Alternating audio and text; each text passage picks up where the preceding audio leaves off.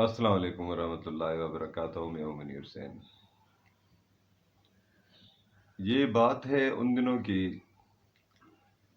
جب میں بھی ینگ مین ہوا کرتا تھا۔ یہ تقریباً آئی تھنک 24-25 سال پرانی بات ہے۔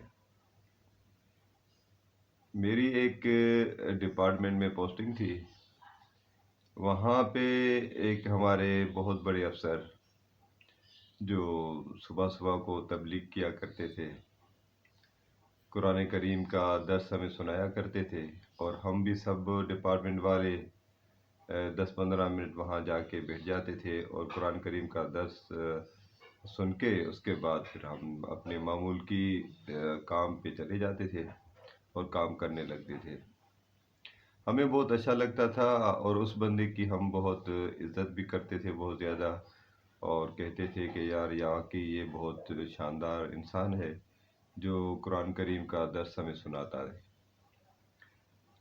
بہرحال ایک دن بہت ایک افسوسناک واقعہ رونما ہوا اور افسوسناک بات سامنے آئی، جس سے ہم بہت تذبذب میں چلے گئے، اور اس کے بعد میں درس میں نہیں گیا کبھی۔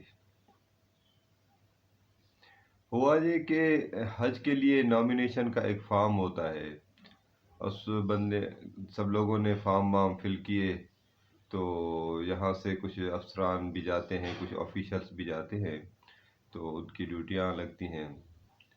تو بہرحال ایک اسسٹنٹ تھا، وہ پہلے سب سے مبارکباد وصول کر رہا تھا کہ میری ڈیوٹی لگی ہے، الحمدللہ میں فریضہ حج کے لیے جاؤں گا، اور یہ بہت سعادت کی بات تھی، بہت بڑی سعادت کی بات تھی۔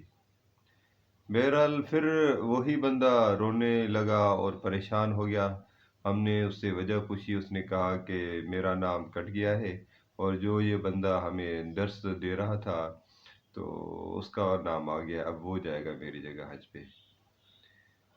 سب لوگوں میں بہت افسوس کی لہر دوڑ گئی اور سب لوگ بہت پریشان ہو گئے۔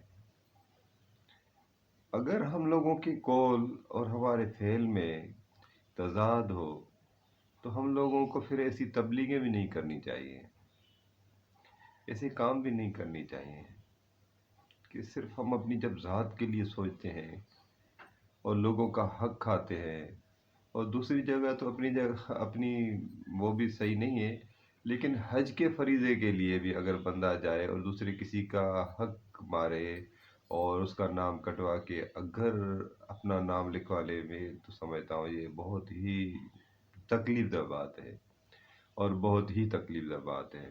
یہ زیب نہیں دیتا کسی مسلمان کو۔ کم سے کم یہ میرے لیے تو بہت ہی پریشانی اور شرمندگی کی بات ہے کہ یہ بات کروں اور ایسی بات مجھے سننے کو آئی۔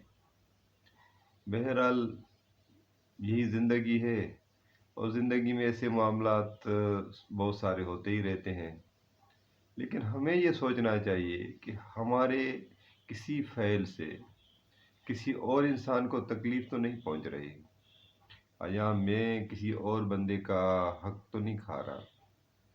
ہمیں سوچنا چاہیے، مجھے بھی اپنے گریبان میں سوچنا چاہیے، اور ممکن ہو تو آپ بھی ذرا دیکھ لیں، اور ہم سب کو اپنی اپنی اصلاح کرنی چاہیے اور اللہ کے حضور توبہ کرنی چاہیے۔ اگر یہ ویڈیو آپ کو اچھی لگی ہو تو دوسرے لوگوں تک بھی فارورڈ کر دیں۔ السلام علیکم ورحمۃ اللہ وبرکاتہ۔